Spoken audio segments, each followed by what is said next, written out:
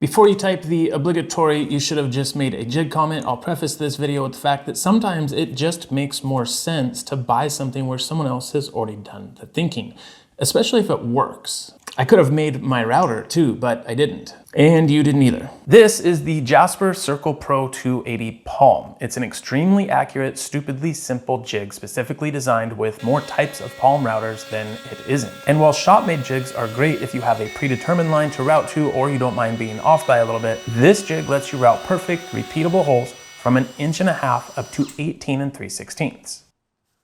Here's how it works. Take a look at the packaging and find the numbered holes that correspond with your router base. I have the DeWalt, so I'm looking for the A holes. If you're like me and you're only working with the one brand of router, line up the jig on the template and mark the holes in the jig with a permanent marker so you never have to look for the A holes, or whatever holes you need, again. Flip your router upside down and remove the subbase from the router. If this intimidates you for some reason, not to worry. Reinstalling and recentering the subbase is super easy, and I'll show you how I recenter mine here in just a minute.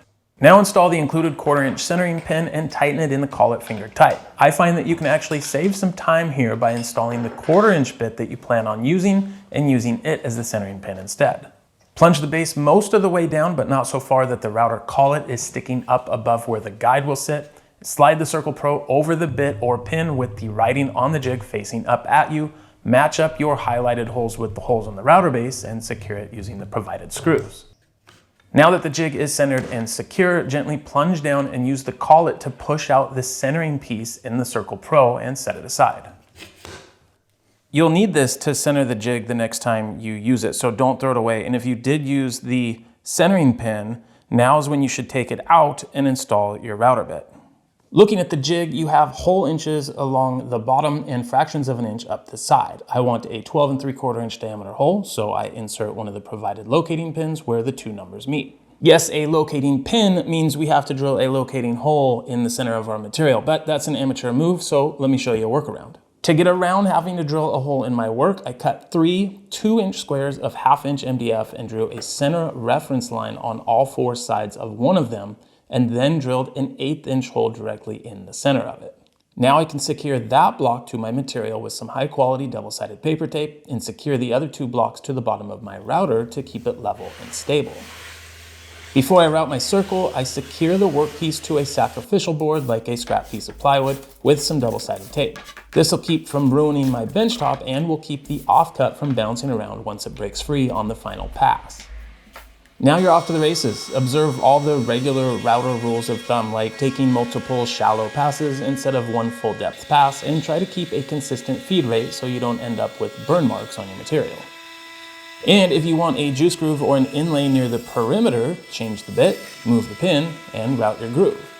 This is a foolproof way to do a job that can sometimes be a little bit cumbersome. As I said before, the 280 Palm can cut holes as small as 1.5 inches and as big as 18 3/16. This means circular coasters with tiny condensation grooves are now possible, as well as larger Lazy Susan type projects. Now, a few of you have probably caught on to the fact that I keep saying holes throughout this and not discs. This jig is mapped out to cut holes, meaning whatever measurement you set the locating pin at is how big of a hole you're going to get, not how big of a disc you're going to have left over. But since we're using a 1/4 inch bit to cut our material, the math is super easy, of course. Just add a 1/2 inch to the overall desired disc diameter to compensate for the 1/4 inch bit, and then place your locating pin at that point. When you're done with the jig and you go to reinstall your stock sub base, you're going to want to recenter it. There are a few different ways to do this, but since both my routers take the Porter cable style template guide bushings, I've been using the centering cones from this inexpensive bushing kit from PowerTech. Leave the sub base slightly loose, chuck up a centering cone, plunge down until the sub base self-centers, and then tighten the screws. Pretty quick and easy. Also, for the cleanest cut on your workpiece, I would use a downcut spiral bit for the first pass and a compression bit or an upcut bit for the rest of the passes. I have a separate quick video on spiral bits if you're new to them and you want to know more about why I recommend this combination.